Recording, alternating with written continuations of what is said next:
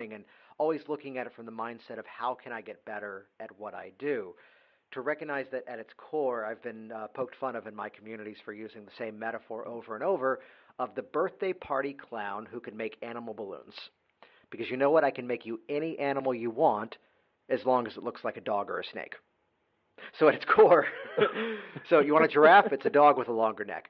So to look at its core, it's a very simple formula, though it's where I've taken the, ever since I began this, it was originally a hobby dating back to 2001, and then just continuing that cycle of learning, putting it into motion, getting up and presenting it, teaching it around the world.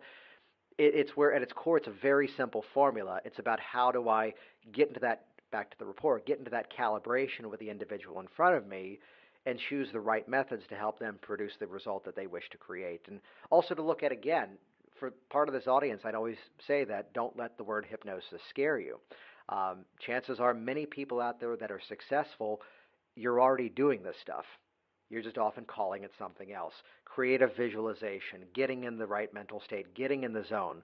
Whatever you want to call it, it's that ability to step into that heightened state of mind to go in and become that sort of captain of the own ship of your own thoughts. That where we discover this ability that it's what you say, it's how you respond to the world around you. It's not necessarily that stimulus coming in, it's that reaction that we can now create.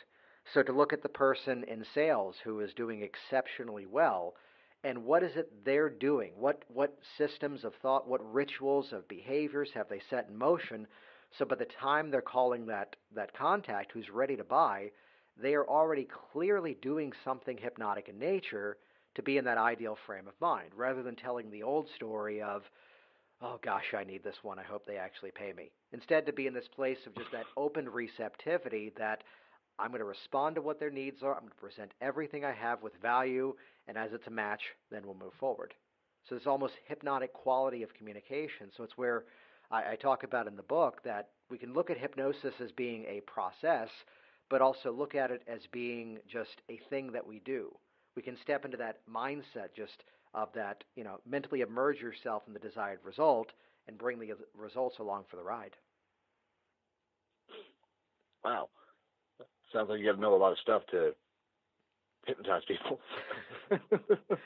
Well, it's again always back to the And rapport, opening up that receptivity to go, what does this person need? What is that story they've already been telling themselves, and how do we change that story together? now, what are some of the myths you've heard about your own industry? Yeah, Because I hear myths because I'm in writing and I hear myths all the time, and it's gotten to the point where it's just exhausting trying to combat them. So you kind of just let them coexist with reality. What are some of the myths that you hear? Because I'm sure there's got to be some really really out there ones, oh, absolutely. especially in your specialty. Well, the biggest one comes down to just one simple title of just loss of awareness or loss of control. That if it's the person, which the anecdote is for everybody who talks about, oh, you're going to make me cluck like a chicken or bark like a dog. I've been at this for so long, but still, I know many of the people in my community, I've still not yet met someone who makes someone do animal noises. So even the myth that hypnotists make people cluck like chickens is a myth onto its own, which there's a whole myth cycle to then explore. But the whole loss of awareness, loss of control is the one that I'd say is the biggest misconception that's out there. Instead, it's a heightened awareness, it's a heightened state of focus. So in many ways, again, to use a word that would have a bunch of connotations attached to it, trance. And the working definition that I put on that is that's the moment where the internal perception carries more importance than the external reality. Here's a person on an airplane that all they have to do is sit there in a slightly comfortable chair wearing a seatbelt and figure out something to do for 5 hours until the plane lands. On the physical surface structure, that's technically all that has to happen. When meanwhile, here's that person with that fear of flying, and inside they're running the patterns of this thing's going to crash, that turbulence is the engine bursting, whatever it may be. So it's where to look at the misconception that it's a loss of control, when instead it's that taking back control of those parts of life that just don't have to be beyond control any further. I often paraphrase it that instead we're taking that stuff you've already been saying to yourself and letting that actually stick this time. So that loss of control one, let's see, the other one would be that what is it? Oh, I can get stuck in hypnosis, which that's, by the way, the entire subplot of the movie Office Space. That in the opening scene of the movie, Hypnotist has a heart attack, and suddenly the Ron Livingston character is apparently stuck in hypnosis, and that's why he's behaving that way the rest of the movie. When the truth is that's something that's never happened, never will. Again, the mind is alert. You hear the pacing that I'm talking to you. I don't suddenly shift into the hypnotic voice when I'm. No. It's instead effective communication. So it's where suddenly, if my voice went away and someone, let's say in a more classical format, had their eyes closed in that hypnotic process, they'd go, oh, hey, Jason's not talking. And, worst case scenario, they opened their eyes and I was on the floor clutching my chest in pain. Hopefully they'd grab their phone or mine and dial 911. So again, there's no loss of control, there's no loss of awareness, and again, that state of the mind being in that choice of it. There's a story that really illustrates this in a playful way, which also shows the forgiving nature of the mind. And I'll shorten the story for obvious purposes because this could be a whole podcast session. I'm working with this woman many years ago, and this is in the shape of my local office where I see clients. She came in, and the story was, I was so excited at the beginning of the summer because my daughter and my little granddaughter came to stay with me, and I just didn't have the energy as I'm carrying around this extra 50 pounds of body fat. I just didn't have the energy to keep up with them. So she's in the office. She wants some help with weight loss motivation, and my strategy is to harness the dialogue we've already have and utilize what's there.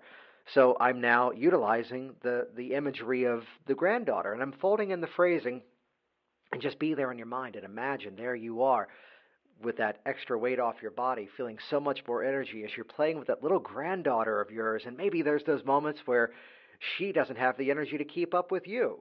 And as I say this in this audio format that you and I are in, she sits up. I mean, her eyes are closed. She's deeply hypnotized. But even in that state, she sits up in a very upright posture for a moment and shakes her head no. And just something about that makes me think, drop the granddaughter and move on. So I continue the process with themes of healthy eating, motivating exercise. A big thing that she needed to address was sort of the emotional triggers of I get stressed at work, and that's when I would snack. So fast forward the story. She's in front of me. It's a week later, and she comes in, and so far so good. She's been exercising. She completely cleaned out her pantry and made a much more healthy environment at home, and the scale says she's down a few pounds already. So metaphorically, my foot is already in the door because we've got the change in motion, which now means I have the confidence, the guts, to say there's something I said last week that you didn't like. And the short version of the story is she explains that granddaughter stole her car and was arrested, and there were drugs in the car, and a guy that wasn't necessarily her husband. And I'm thinking, that's a shift, isn't it? This is a hardcore 6-year-old. Wow, no. And to hear her, and I have to ask, you said little. She goes, she's short. Which, by asking further questions, I find out little granddaughter is like 5'6", and I'm 5'4". I'm not very tall, and I highlight this story because, in spite of saying something that wasn't quite a fit for her, she still got the result. So, which I found in many ways, this story helps to eradicate a lot of the fears. Aside from the fact of highlighting that if we're stuck in a problem state, there's already something hypnotic already going on. But in terms of a personal change, or even in terms of, to look at, let's bring this into a business context, that it just starts to highlight that sometimes saying less is more. If I had simply went what we call in my world artfully vague with my language, and just to imagine, there you are around those family members and discovering with even greater health in your body, you have greater experiences with them. Which I did not technically say anything specific there, yet she would hear that and infer that to mean something very specific with her. So instead to say, this is going great because you can see this, I can just simply say, well, you can notice the changes that are already in motion, right? And from that, that's going to drive someone inside to do what we call that little search in their mind to go, here's where that's true. So again, a place where saying less actually helps you to say even more. But again, that story of the little granddaughter is one I keep coming back to. because it kind of shows what does it illustrate? She was fully in control of her behavior. She completely rejected the idea of playing with little granddaughter, um, because that's a whole legal case that's still going on, and instead was still able to make the change. So that kind of hits all the bullet points of just kind of highlighting. It's where, of all people, I was inspired by the magician's Penn and Teller, that they would actually say, we're just a couple of guys who learned how to do some pretty cool things. So it's to point out that the hypnotic process is not necessarily magic. The results can be extremely magical. Yet to look at me as someone who has gone through many years of training, many thousands of hours of experience, to then be in the moment, whether it's a one-to-one environment or even the work that I do with businesses nowadays of going in and, rather than just saying, oh, repeat the goal to yourself, write it down. Well, here's some hypnotic strategies to actually internalize that goal, to change those stories, those pictures in your mind, to get us actually working towards that positive outcome again, rather than moving back to that negative story that used to be there. So now, take all this, all these thousands of hours of experience, these 250,000 people that have been hypnotized, the success found, in micro niches and all the stuff that came out positively, and now you turn that into Work Smart Business. That's the book you have coming out January 27th in 2019. Yes. Which we are doing the special on your website, worksmartbusiness.com/write, so people can get a free digital copy. Yes. And that's limited time only. It's only 3 days. Right. So starting on January 27th, we're going to do a 3-day promotion. We're going to be able to get a free digital copy of the book. That link again is worksmartbusiness.com/write, as in WRITE, as in write it out. And also inside of that, you're going to get the opening chapter of the book, plus one of the strategies that's inside of the book too, which is a specific language pattern that's very effective for techniques. So to look at, so this whole story of the book really came down from that realization that, well, to look at the world that I'm in right now, and this is exactly back to the question you asked about misconceptions. So I've been able to consistently scale the business up year after year. I've been able to take the things that I've been learning and share it in private consulting or from the platform speaking at an event. And I look at so many people out there who are struggling to sort of maintain in their business, whether they're in the startup phases of kind of thinking, here's this grand idea, but where do I begin? Or here they are, and let's say the business is going well, yet it's the old catchphrase that people unfortunately fall into, that they start their own business to work 80 hours for themselves rather than 40 hours for someone else. And they're stuck in that dollars for hours model, that selling the product model, and there's not too much of an opportunity to scale. So if I was able to turn what I do into a product over time to duplicate myself, and if I'm able to do these things in a world where I, let's call it out, had to convince people at times that I wasn't going to hypnotize them to cluck like a chicken, your business journey is a whole lot more direct than mine ever was. So you don't have the barriers that I had. So it's from there now talking to whether it's the contractor, whether it's the web designer, whether it's the freelance writer, the photographer, the whatever category it is. Business is business, and sometimes learning it from a much more creative landscape, a different way of looking at it. So that's where the book came to be, of breaking it all down into about 10 principles and then 10 specific strategies. So it's not just the mindset adjustment, which that's a big part of the game, I found, in terms of business, in terms of how we think differently. I mean, the one thing I'd share is always value first.